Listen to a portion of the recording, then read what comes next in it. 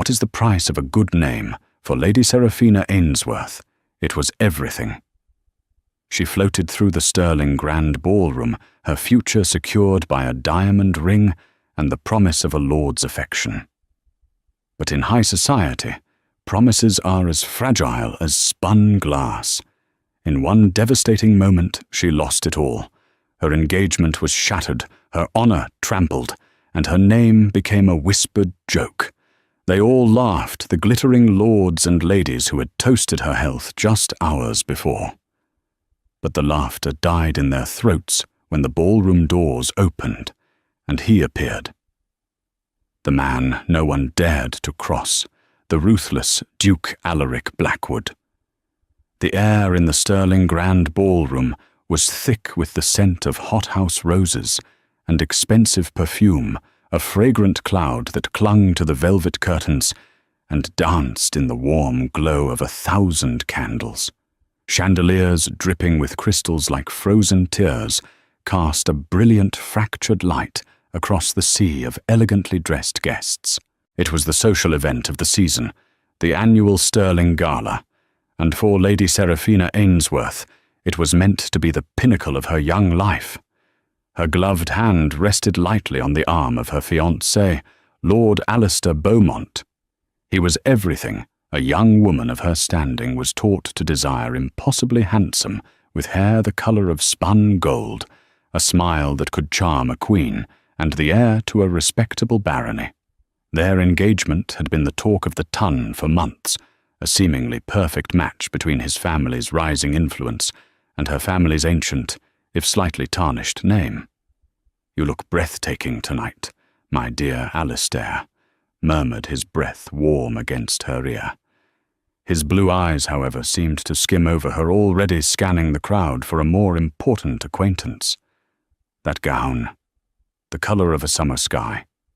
Seraphina smiled, a practised, gentle curve of her lips. "You are too kind, Alistair." The gown was indeed beautiful, a pale blue silk creation that had cost her family a small fortune they could ill afford. Her father a viscount, with more pride than pounds, sterling, had insisted upon it. An investment in our future Seraphina, he had declared, his voice full of forced optimism. "Once you are Lady Beaumont, our worries will be at an end." The weight of that expectation felt heavier than the diamond on her finger. It was a brilliant stone, a cushion-cut marvel that glittered with cold fire under the candlelight. It was a promise not just of marriage, but of salvation for the Ainsworth name. It was the reason she ignored the subtle yet persistent chill in Alistair's demeanour over the past few weeks. It was why she dismissed his fleeting glances and distracted replies as the natural pressures of a man in his position. They moved through the throng, a golden couple receiving nods and smiles. Yet beneath the veneer of polite society, Seraphina felt a current of something else. Whispers seemed to follow them, ceasing abruptly when she turned her head. Lady Beatrice Finch, a notoriously sharp-tongued gossip, gave her a look that was less congratulatory and more pitying. Seraphina's stomach tightened.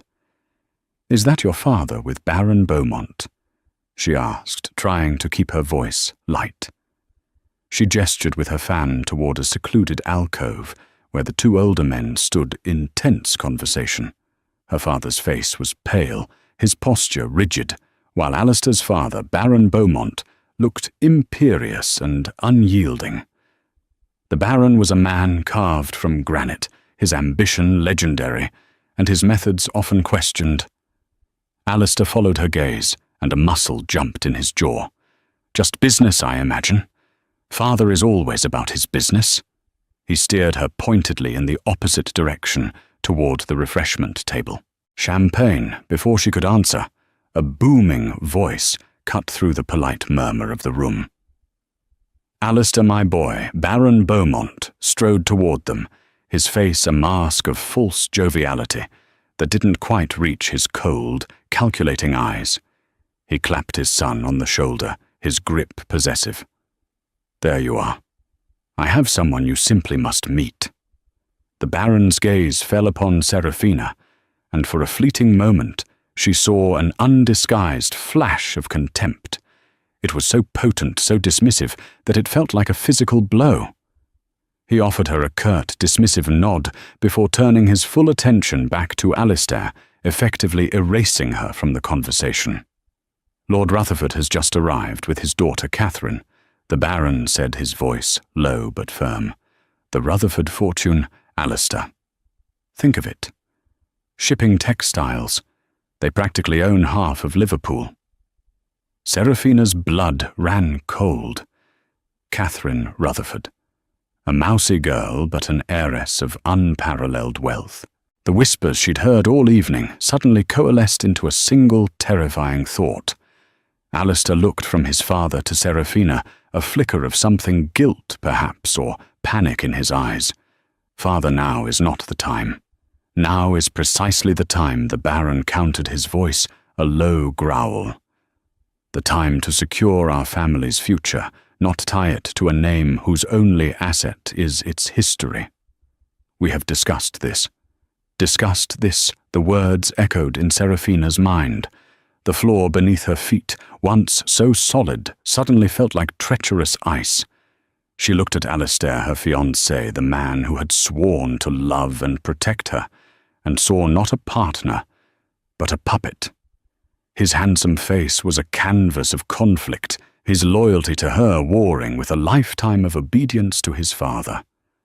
"Alistair," her voice was a fragile whisper. "What is your father talking about?" He wouldn't meet her eyes. He stared at a point over her shoulder, his jaw tight. "Seraphina, it's complicated." Baron Beaumont scoffed a harsh, grating sound. "There is nothing complicated about it. It is a simple matter of ambition, a lesson your family has long forgotten, Lady Seraphina."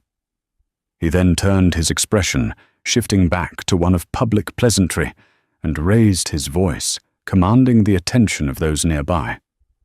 "My friends, if I may have your attention for a moment." A small announcement regarding the future of House Beaumont. The music faltered. Conversations died down. Dozens of curious faces turned toward them. Seraphina felt 100 pairs of eyes on her, sharp and probing as needles. Her heart hammered against her ribs, a frantic bird trapped in a gilded cage. She looked at Alistair, pleading with her eyes for him to stop this, to deny whatever poison his father was about to spew. But Alistair remained silent, his gaze fixed on the marble floor, a golden statue of a man, beautiful and utterly hollow.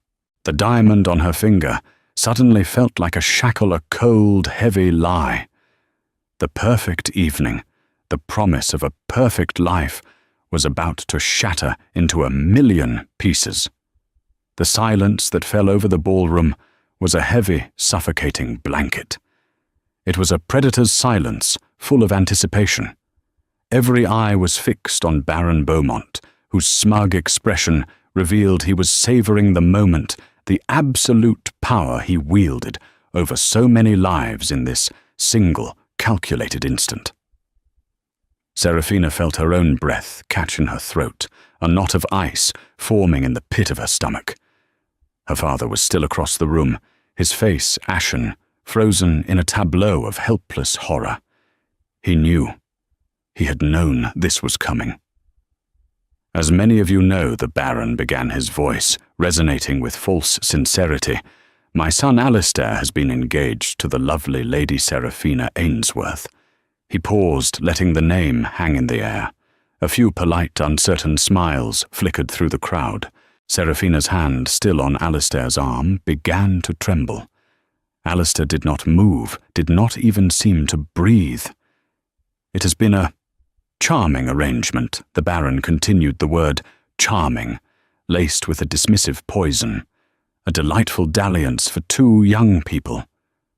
However, circumstances change. Fortunes shift. As head of my house, it is my duty to ensure the continued prosperity and elevation of the Beaumont name." He finally turned his gaze fully on Seraphina, his eyes like chips of flint.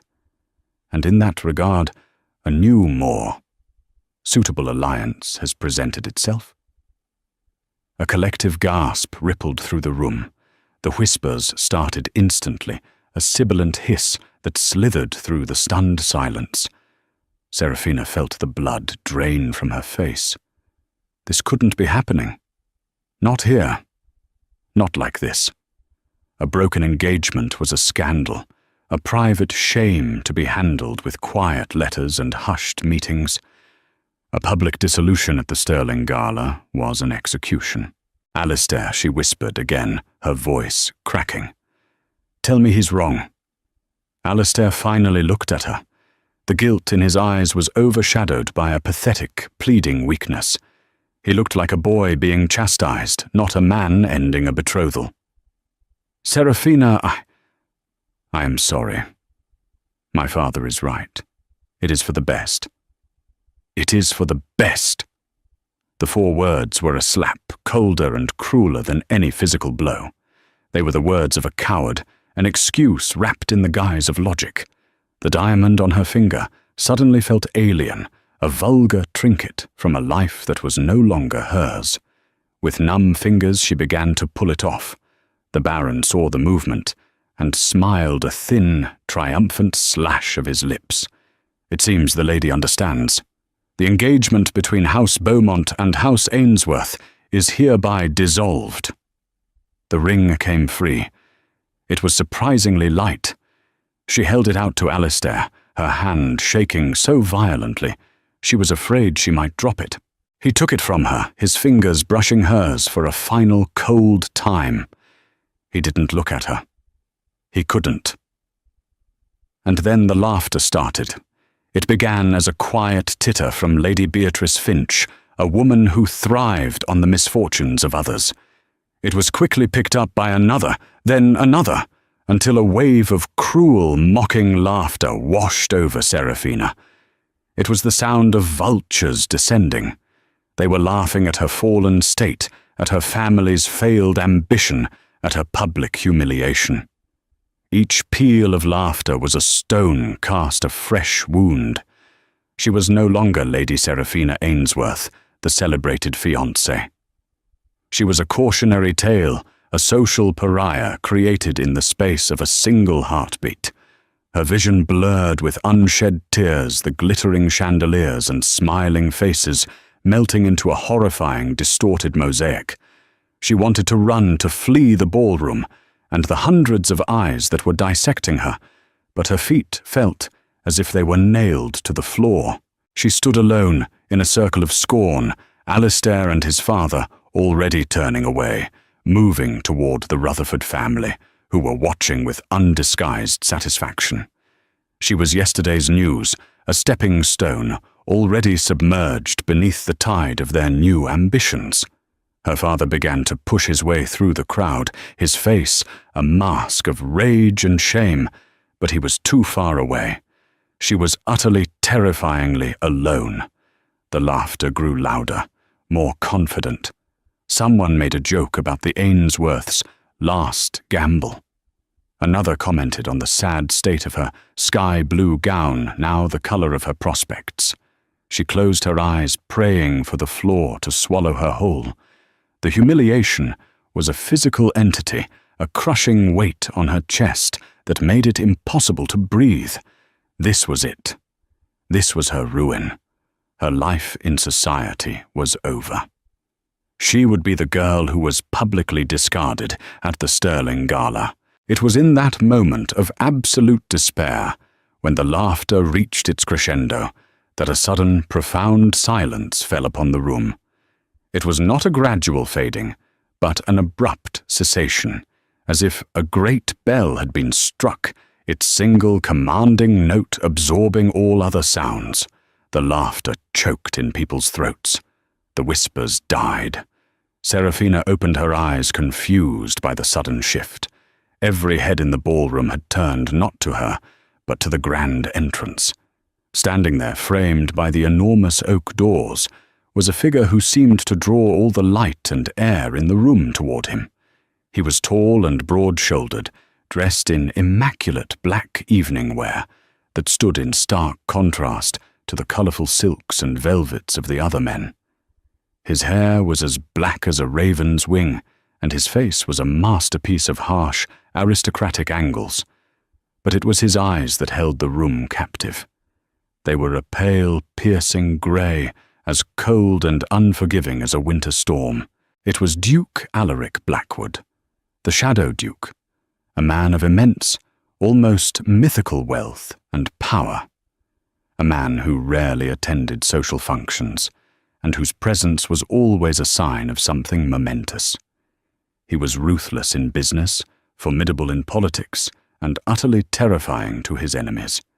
His gaze swept across the room, and everyone he looked upon seemed to shrink, to become smaller under the weight of his silent assessment. Baron Beaumont's triumphant smile faltered. Even he, a man of considerable ego, looked unnerved. The Duke's eyes continued their slow, deliberate path across the room, passing over the lords and ladies, the gossips and the schemers, until they landed, with unnerving precision, on her. On Seraphina, standing alone, a broken toy in the center of the ballroom floor.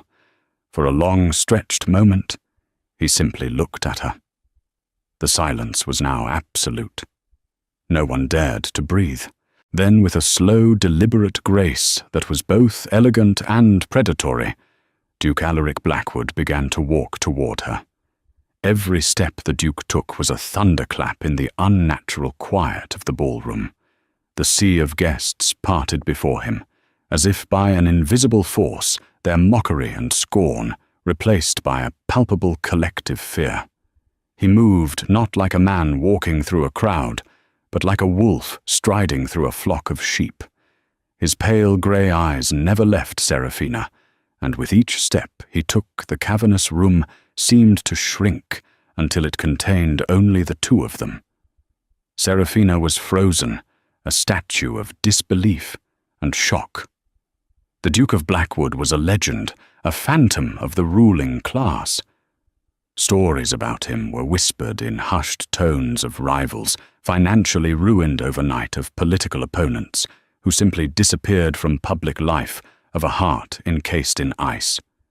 He was not a man one simply met at a gala. He was a force of nature one hoped to avoid. And he was walking directly toward her. He stopped a respectable 2 feet in front of her.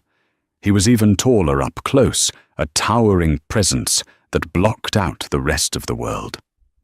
The scent of winter air and expensive leather clung to him, a stark, masculine contrast to the cloying floral perfumes of the ballroom. "Lady Seraphina Ainsworth," he said.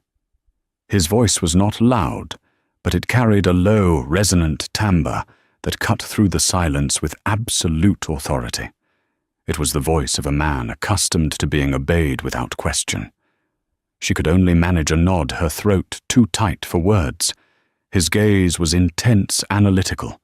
He was not looking at her with pity, the emotion she had seen in the eyes of some, and dreaded more than their scorn.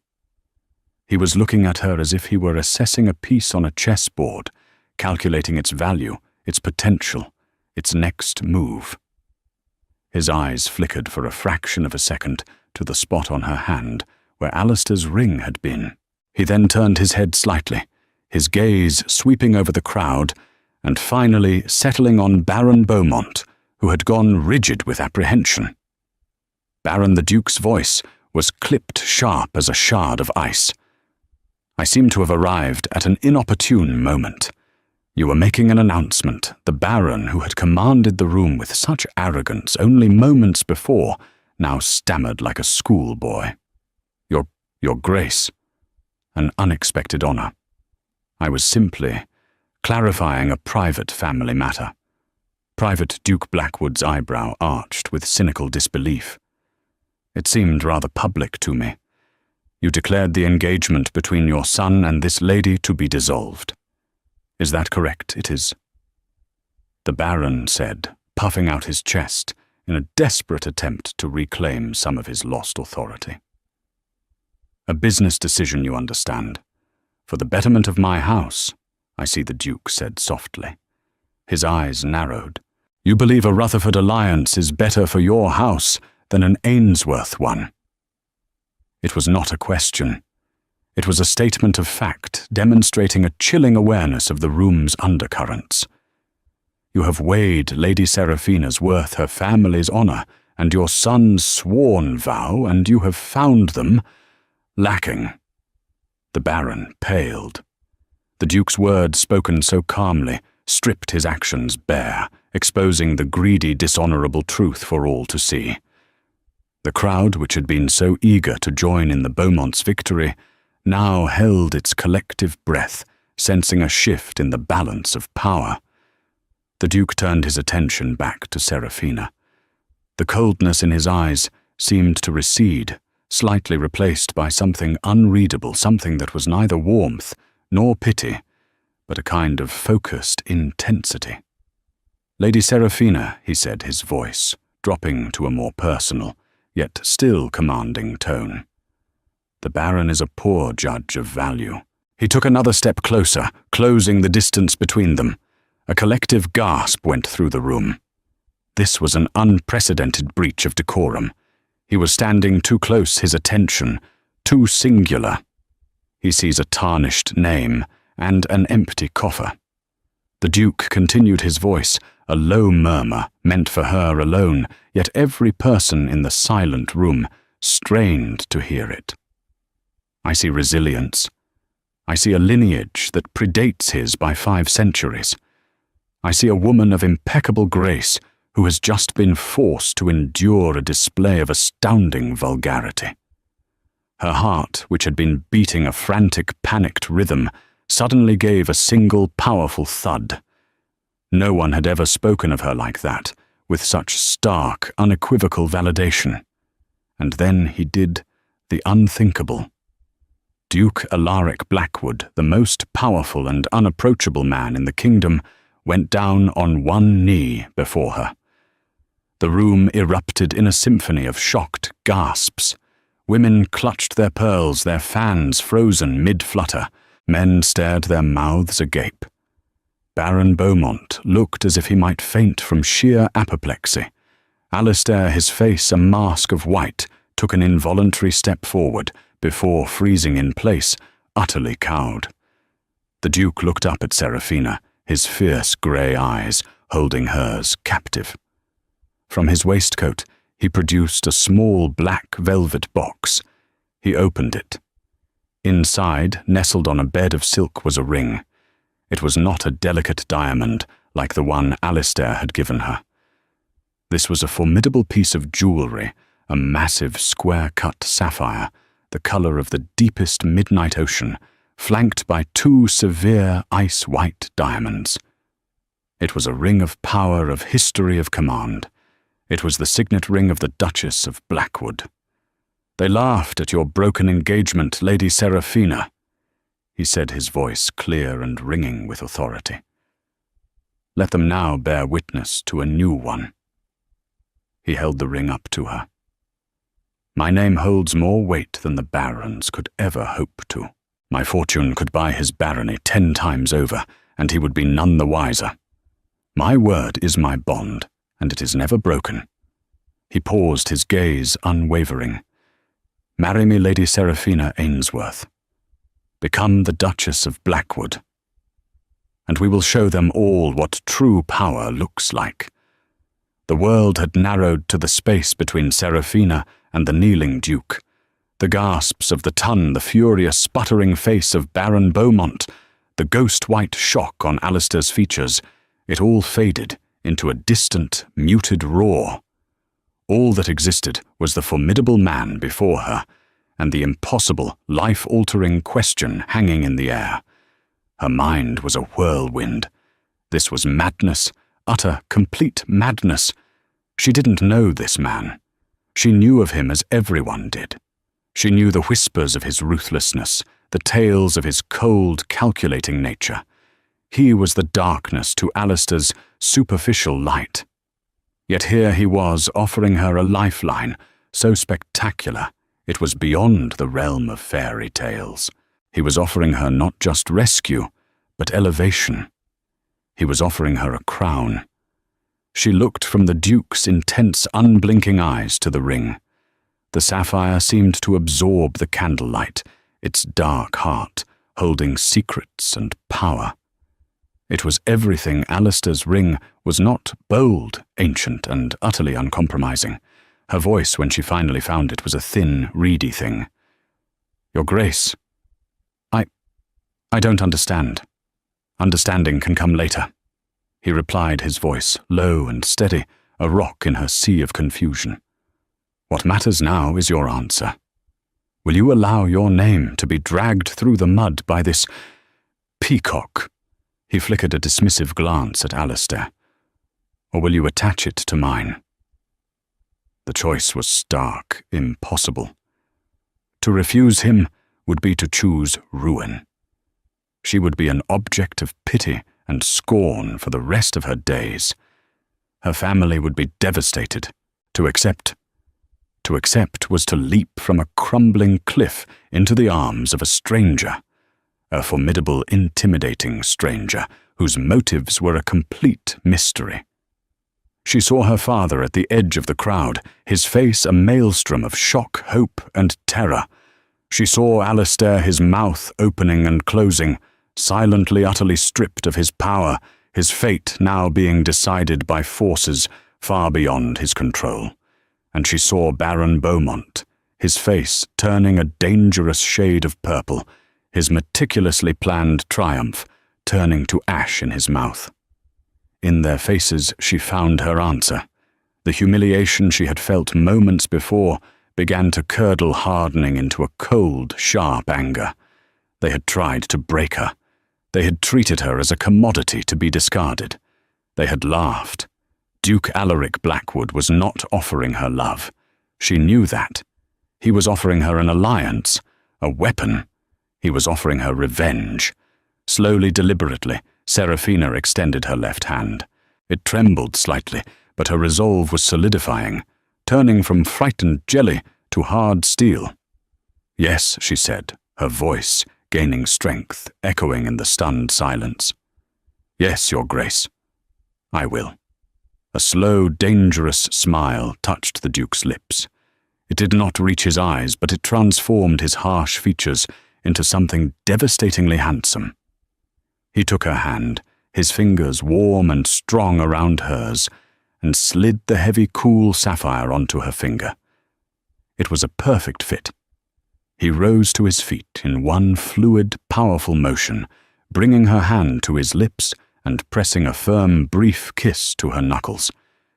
He did not release her, but kept her hand securely in his, turning them both to face the stunned assembly. "Let it be known," he announced, his voice booming with absolute authority, "that Lady Seraphina Ainsworth is now under my protection. Any slight against her is a slight against me. Any insult to her name is an insult to the house of Blackwood." His cold grey eyes landed directly on Baron Beaumont. "And I do not suffer insults lightly." The Baron flinched as if struck. The threat, though veiled in formal language, was terrifyingly clear. Alaric then turned to Seraphina, his demeanour softening infinitesimally. "It is late, my lady. The air in here has become unpleasant. Allow me to escort you home." Without waiting for a reply, he placed her hand firmly on his arm and began to lead her from the centre of the ballroom. The crowd parted for them, their faces a mixture of awe, terror, and rabid curiosity. The whispers started again, but they were different now. They were not mocking, but fearful and speculative. No one was laughing anymore. As they passed the Beaumonts, Alistair took a hesitant step forward. "Seraphina," he began, his voice choked with a mixture of regret and disbelief. The Duke stopped, turning his head, just enough to fix Alistair with a look of pure, undiluted ice. "That is, Your Grace, or the Duchess, to you, Lord Beaumont. You have forfeited the right to use her given name." Alistair shrank back, silenced and defeated. Serafina did not look at him. She kept her chin high, her eyes fixed on the grand ballroom doors, the gateway to her escape and her new uncertain future. She felt a strange sense of detachment, as if she were watching a play in which she was the lead actress. The woman who had entered this ballroom hours ago, full of hope and naive love, was gone.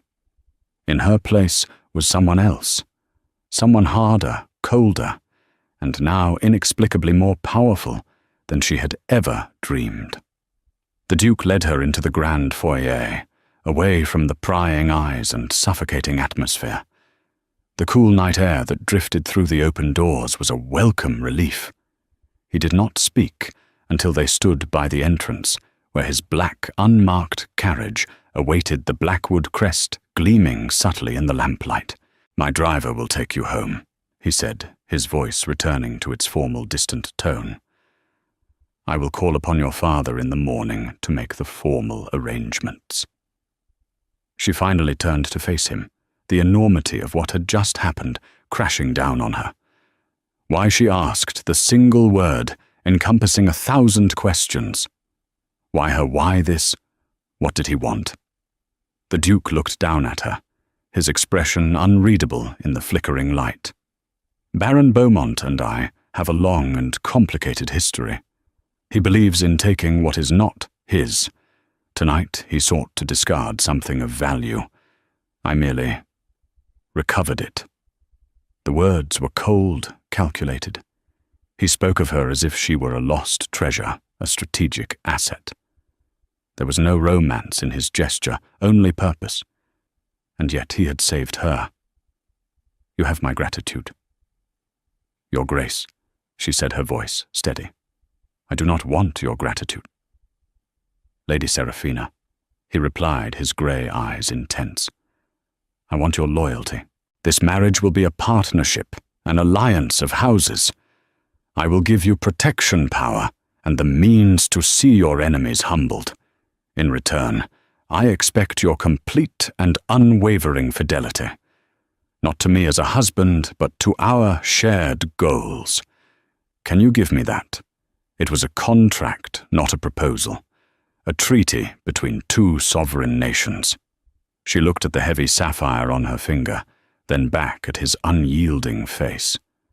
She had no other choice, but for the first time it felt like a choice she was actively making. "You have it, Your Grace." He gave a single sharp nod of satisfaction. "Good. Go home, Your Grace-to-be.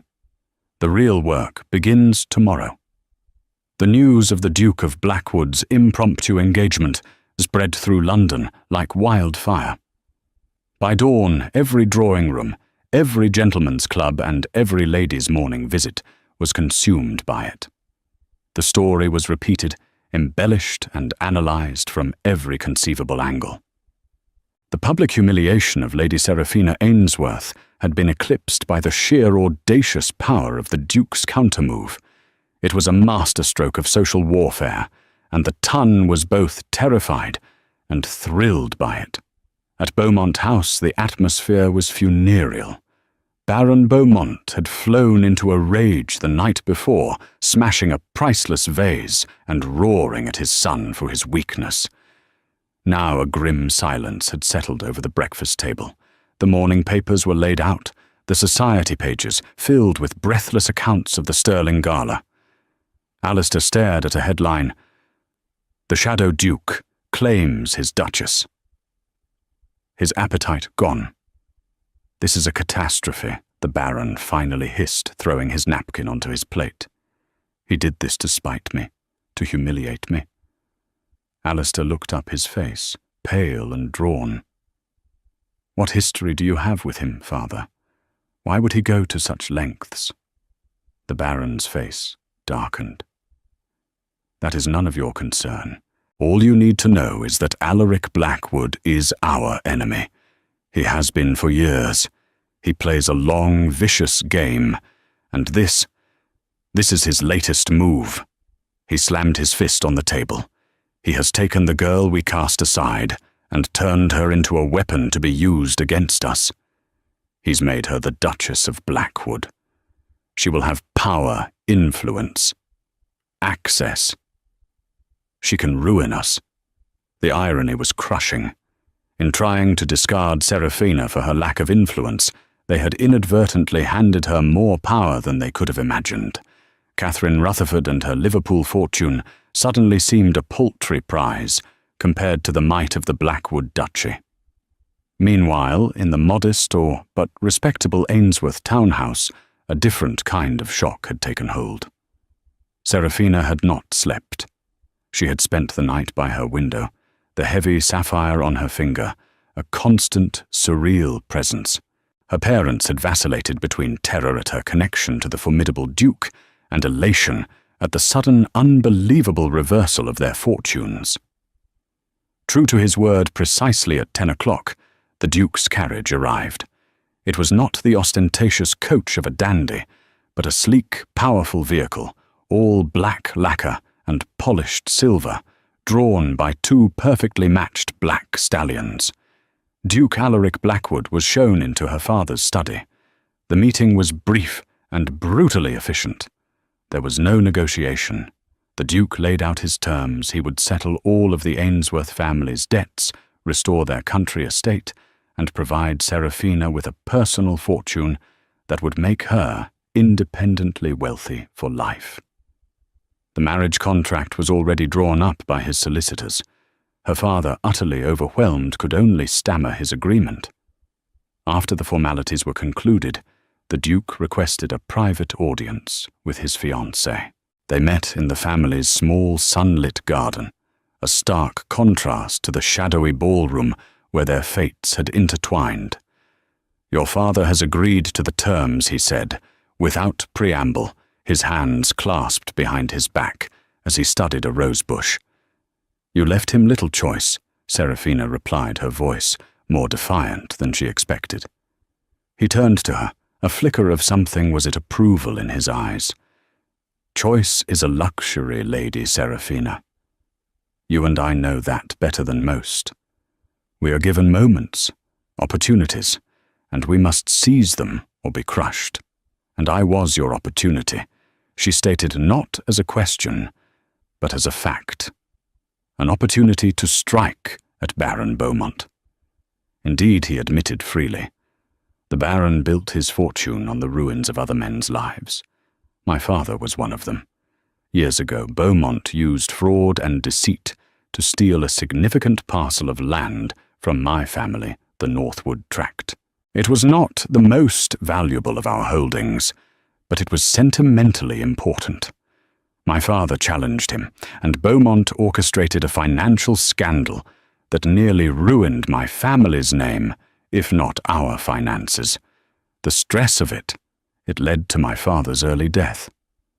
The confession was delivered in a flat, emotionless tone, but Serafina could feel the deep, cold rage that simmered beneath the surface. This was not just business. This was a blood feud. He thought the matter was buried, forgotten. The Duke continued, his gaze distant. He grew arrogant. "Casting you aside so publicly was more than dishonorable. It was a mistake. It gave me the opening I have been waiting for. So I'm a pawn in your game of revenge," she said, a bitter taste in her mouth. "Do not mistake my meaning," he said, turning to face her fully. His intensity was almost overwhelming. "You are not a pawn. You are the queen. A pawn is sacrificed. A queen is protected at all costs, for she is the most powerful piece on the board. With you as the Duchess of Blackwood, you will have access to circles I cannot easily enter. You will hear the whispers of the society that shuns me. Together we will dismantle Baron Beaumont's empire, piece by piece, until he has nothing left." He was offering her a partnership in vengeance. He was appealing to the anger she felt, the humiliation that was still a fresh, open wound. He was not asking her to be a demure, obedient wife. He was asking her to be a soldier. "Why tell me this?" she asked, genuinely curious. "You could have simply married me and used me without my knowledge. Because a partner who understands the strategy is infinitely more valuable than a tool that is merely pointed in the right direction, he replied. I am offering you a choice, Seraphina. He used her given name for the first time, and the sound of it in his deep voice sent an unexpected shiver down her spine. You can be a passive duchess, enjoying the wealth and status that comes with the title. Or you can be my ally. You can help me deliver justice to the man who wronged both our families. The choice is yours. He stood there, a figure of shadow and power, offering her a future she could never have imagined. It was a dangerous path, filled with intrigue and deception. It was a world away from the simple, happy life she had once dreamed of with Alistair. But that dream had been a lie. This, in all its cold, hard reality, was the truth. This was her new life. Seraphina spent the next hour walking the paths of the small garden, the Duke's proposition echoing in her mind. He had left, promising to return that evening to escort her and her family to the opera, their first public appearance as an engaged couple. It was a clear, strategic move designed to solidify their union in the eyes of the ton and serve as a direct challenge to the Beaumonts. Her initial fear of the Duke was slowly being replaced by a complex mix of apprehension and reluctant admiration. He was ruthless, yes, but he was not dishonest about it. He had laid his cards on the table, offering her a clear, albeit dangerous role in his plans. He saw her not as a fragile flower to be protected, but as a potential equal, a partner in a shared cause. She thought of Alistair. She had believed she loved him, but looking back, she realized she had been in love with an idea, the idea of a perfect life of security, of fulfilling the expectations placed upon her since birth. The Alistair, she thought she knew the charming, attentive suitor, had vanished the moment his father applied pressure. The real Alistair was weak, a man who would trade his honor for his inheritance without a second thought. The pain of his betrayal was still there, a dull ache in her chest, but the fire of her anger burned brighter. He and his father had deemed her worthless. The entire glittering society had laughed at her fall. They had all played a part in her humiliation. The Duke was offering her a chance to rise from those ashes, not just restored, but transformed into something far more powerful. He was offering her the opportunity to make them regret it. When her mother, the Viscountess, found her by the fountain, her face was a portrait of maternal anxiety. "Seraphina, my dear, are you well?" "The Duke. He is a very intimidating man. Are you certain about this? To be bound to such a person?" Seraphina turned, and her mother was taken aback by the newfound steel in her daughter's eyes. The frightened, heartbroken girl from last night was gone. "I am more certain than I have ever been," Seraphina said, her voice calm and even. "Lord Alistair offered me a comfortable cage, mother. The Duke is offering me a sword. I know which one I would rather hold." That evening, a transformation occurred. Using a small portion of the funds the Duke had already transferred to her family, Seraphina purchased a new gown. It was not the pale, innocent blue of the night before. This gown was the color of blood and rubies, a deep, defiant crimson silk that clung to her figure. Her hair was swept up in an elegant, severe style, and at her throat she wore a simple diamond choker, a gift that had arrived from the Duke that afternoon, with a note that simply read, "The opening salvo." When Duke Alaric Blackwood arrived, he found her waiting in the foyer. He was dressed in his customary black, a stark and stunning figure of a man. His eyes swept over her from the top of her head to the hem of her crimson gown. For the first time, she saw a flicker of genuine, unguarded admiration in his gaze. "Red is your color, my lady," he said, his voice a low rumble of approval. The color of power. I thought it was appropriate for a declaration of war, she replied, her lips curving into a small, knowing smile. He matched her smile with one of his own, a rare, breathtaking sight. Indeed. Shall we, my co-conspirator? He offered his arm, and as she took it, she felt a jolt of electricity. It was not the giddy, youthful spark she had felt with Alistair. This was something different, something deeper and far more potent. It was the feeling of two powerful forces, a lining of a partnership being forged in fire and ice. Their entrance into the Royal Opera House caused a sensation. Conversation ceased. All heads turned as the fearsome Duke of Blackwood strode into the grand hall with the disgraced Lady Seraphina on his arm, now looking less like a victim and more like a triumphant queen. The heavy sapphire on her finger flashed under the gaslights, a defiant symbol of her new station. They were shown to the Duke's private box, the most prominent in the house. As Seraphina sat, she was acutely aware of the hundreds of eyes on her. She saw Lady Beatrice Finch gaping her mouth open in shock. She saw the Rutherfords looking on with sour, envious expressions. And then she saw them. Across the opera house, in a less prominent box, sat the Beaumonts. Alistair looked as if he had seen a ghost. Baron Beaumont's face was a thunderous mask of pure hatred. Seraphina met his gaze, directly held it, and offered him a slow, deliberate, and utterly chilling smile. She saw him flinch. The Duke sat beside her, his presence a solid, reassuring wall. He leaned in slightly, his voice for her ears alone. "Well played, Duchess. You've drawn first blood without saying a word." "I am merely following my partner's lead," she murmured, her eyes still locked with the Baron's across the cavernous space. She had made her choice. She was no longer just Lady Seraphina Ainsworth. She was the future Duchess of Blackwood, and she had just embraced her new role with a ferocity that surprised even herself. This was not a marriage of love or passion, not yet. It was a calculated alliance, a pact for vengeance and mutual gain. And as the orchestra began to play, Seraphina felt a thrill of anticipation. The opera on the stage was nothing compared to the one that was about to unfold in the heart of London society, with her and the Duke in the starring roles.